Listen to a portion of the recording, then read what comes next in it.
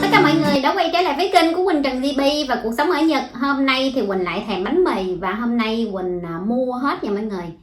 Quỳnh mua để mà Quỳnh làm, Quỳnh ăn, cũng như là hôm nay mình sẽ đặt ra một cái thử thách là mình sẽ ăn hết được 3 ổ bánh mì hay không nha mọi người. Ở bên Việt Nam thì Quỳnh đã ăn là 1,5 ổ, có lúc thì ăn được 2 ổ nhưng rất là hiếm nha. Còn hôm nay thì mình thử ăn 3 ổ.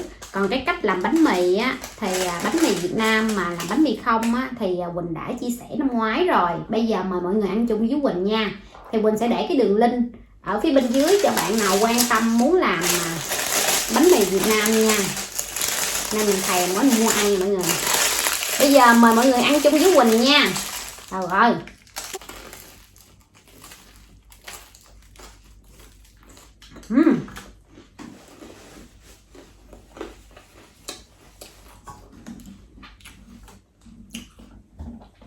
Cái phần đầu bánh mì nó hơi cứng.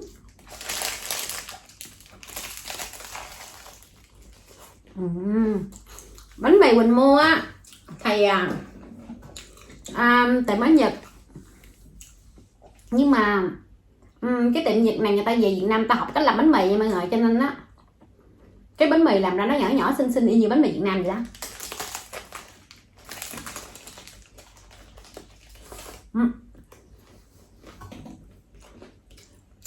Cái vị thì mình thấy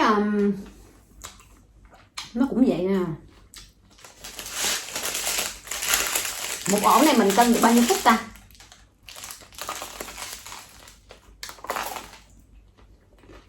Bởi vì mọi người biết sao không? Quỳnh mua về thì người ta đợi gửi cho Quỳnh đến là ship lạnh á. Cái ổ bánh mì nó hơi mềm, Quỳnh bỏ dầu Quỳnh nướng lại cho nên bây giờ nó hơi cứng.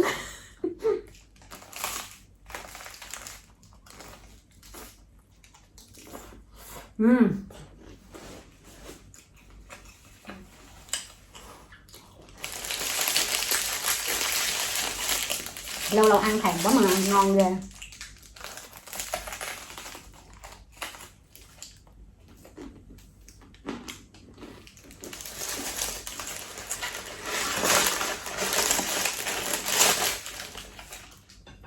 Sẽ cho thêm một chút xíu nước sốt bánh mì vô nữa này. Quỳnh mê cái nước sốt lắm.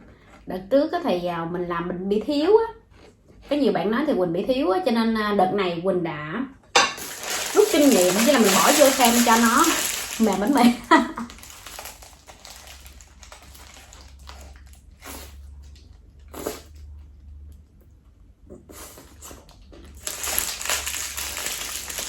Ở ngoài thì giòn và ở trong thì mềm, ăn sướng mà.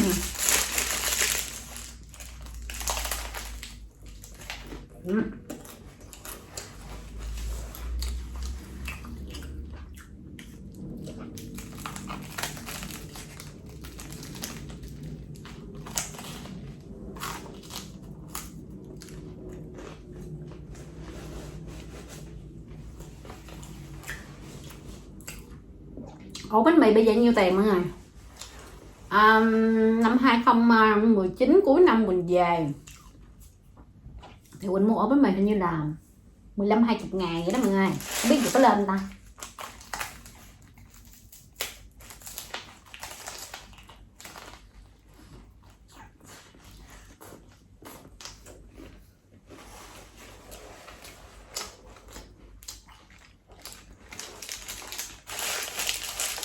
Quỳnh nói thật, ở bên Việt Nam mình thì không có thèm bao nhiêu, tại vì thèm á bánh mì chạy ra mua là có liền. Nhưng mà ở bên Nhật á thì bánh mì giống kiểu Việt Nam gì không có mọi người.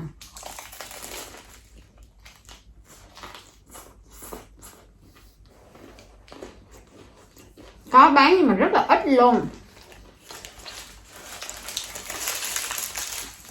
Quỳnh cũng phải mò dữ lắm mới kiếm được cái tiệm này bán được cái thịt đỏ để mà bỏ vô bánh mì nha.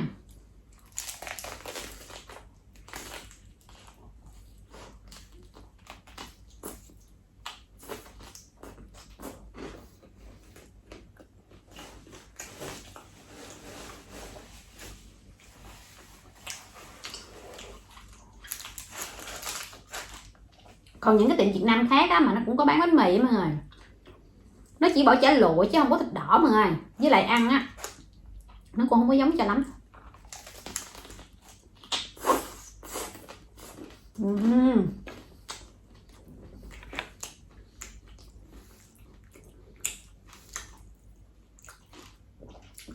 No mà. Cái bánh mì hôm nay Quỳnh ăn đó thì nó bự hơn ngày tàu một chút nha.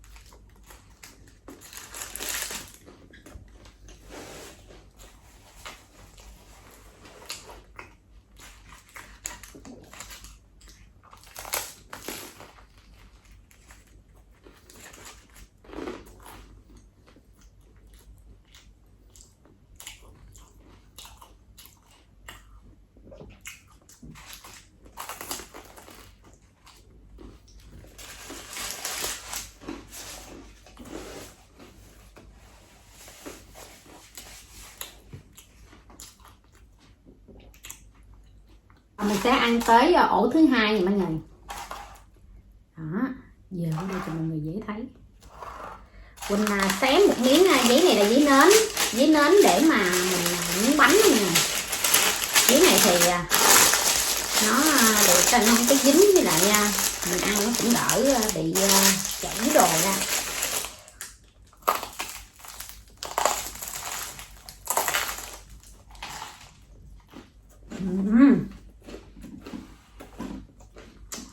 Tính ra là Quỳnh ăn bánh mì tới mấy phút ta, chắc 5-6 phút vậy mà.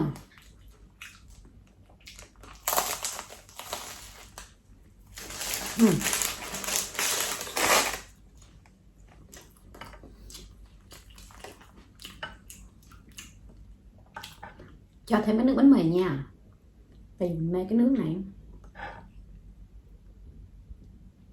Quỳnh định dọn có 3 ổ bánh mì để lên để ăn thôi, nhưng mà cái mâm nó buồn á mọi người, cho nên để cái này lên lại, để này lên lại để coi chút có ăn nổi không nha.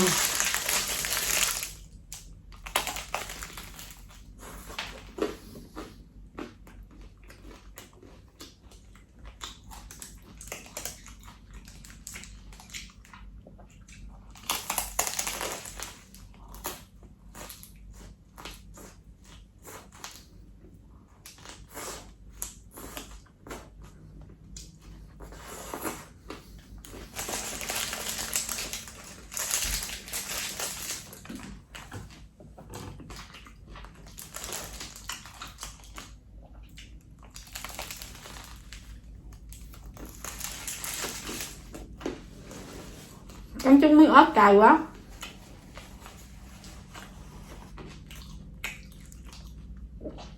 Trong thời gian Quỳnh ăn á, Quỳnh ráng cố gắng là sẽ không uống nước, bởi vì uống nước nở ra mọi người, chứ sẽ không ăn hết 3 ổ.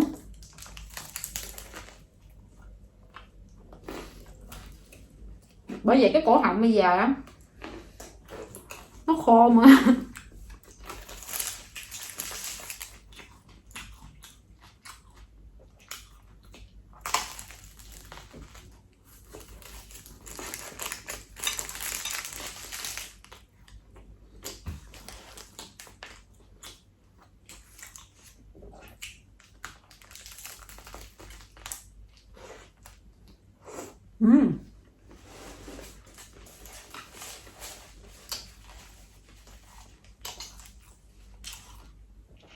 Cái này á, cái nước sốt bánh mì này là Quỳnh mua cá hộp mà Quỳnh đổ ra thôi nha, mình chế lên thôi.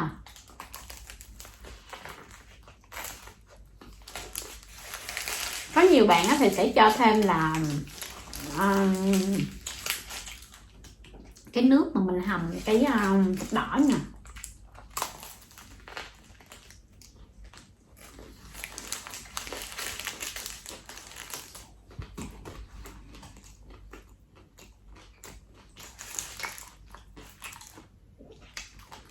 Lâu lâu ăn công nhận ngon thì ngon.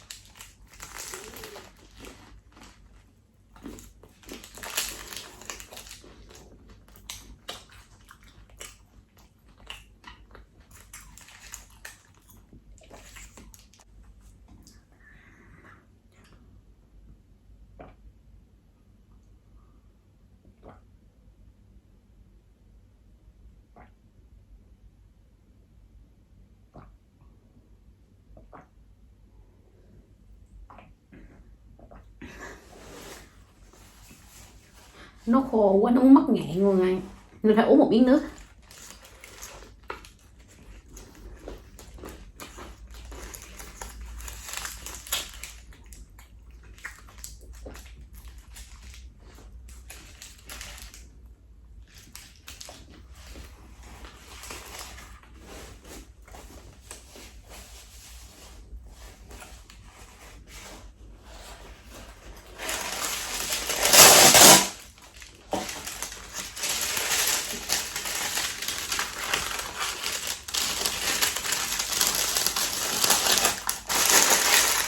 Ổ này mọi người, bây giờ mình sẽ bắt đầu qua tới ổ thứ 3, nhưng mà này nửa ổ trước nha.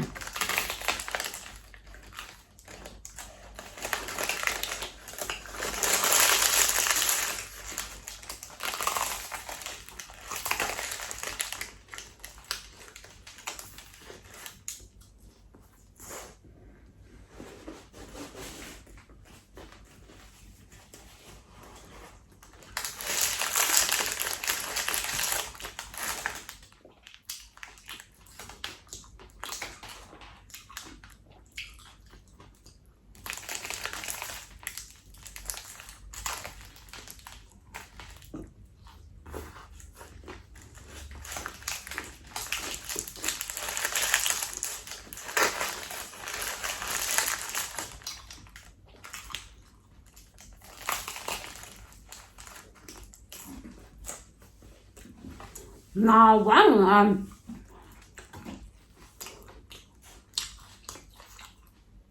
Hôm nay thèm bánh mì, chắc tới năm sau mới ăn lại. Hôm nay ăn quá hết.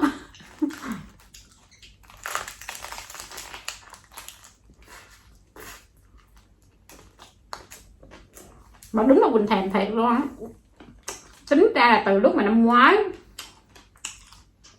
khi mà Quỳnh làm cái video bánh mì nha mọi người, tới bây giờ mới ăn là bánh mì á. Hồi xưa bên Việt Nam á thì cứ vài bữa nửa tháng là có bổ mì ăn mà.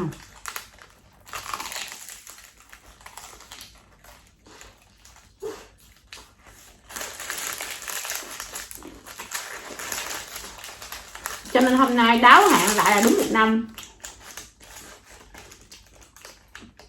Ăn bánh mì lại thấy nó ngon gì đâu.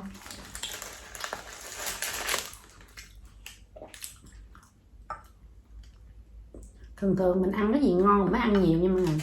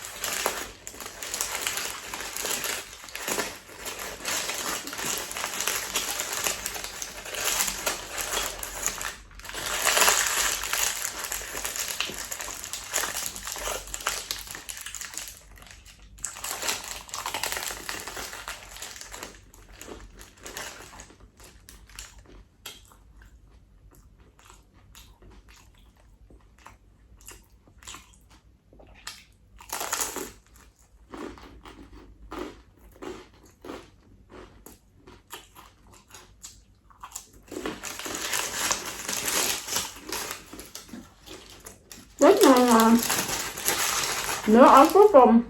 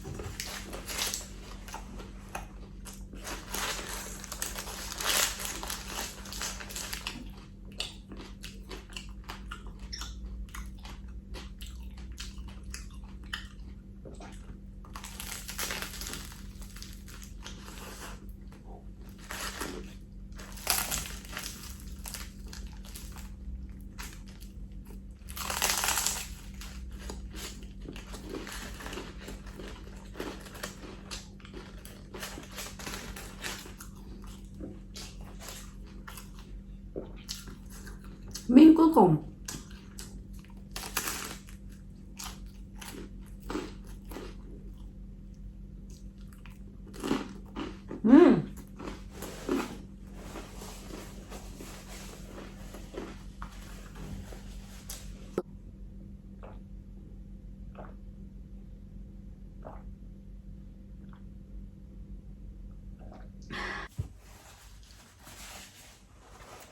Thì hôm nay Quỳnh thèm ăn bánh mì cho nên Quỳnh mới đặt ra cái thử thách là mình ăn là 3 ổ bánh mì thử coi sức của Quỳnh tới đâu á mọi người. Nhưng mà chắc là do gì là Quỳnh đang thèm quá đi cho nên Quỳnh đã ăn hết 3 ổ trong một sự bất ngờ. Quỳnh ăn xong mà Quỳnh còn bất ngờ nữa. Thì Quỳnh sẽ cố gắng ra những cái video thử thách coi mình có làm được hay không. Nếu như bạn nào mà chưa có thử đặt ra cái thử thách cho mình đó, thì mọi người hãy thử làm giống Quỳnh coi mình sẽ ăn được bao nhiêu nha mọi người. Quỳnh cũng cảm ơn tất cả mọi người đã theo dõi hết cái video của Quỳnh. Nếu mọi người yêu thích cái kênh của Quỳnh, mọi người hãy bấm đăng ký, like, share ủng hộ kênh giúp Quỳnh nha. Quỳnh hẹn gặp lại mọi người ở video vào ngày mai. Bye bye.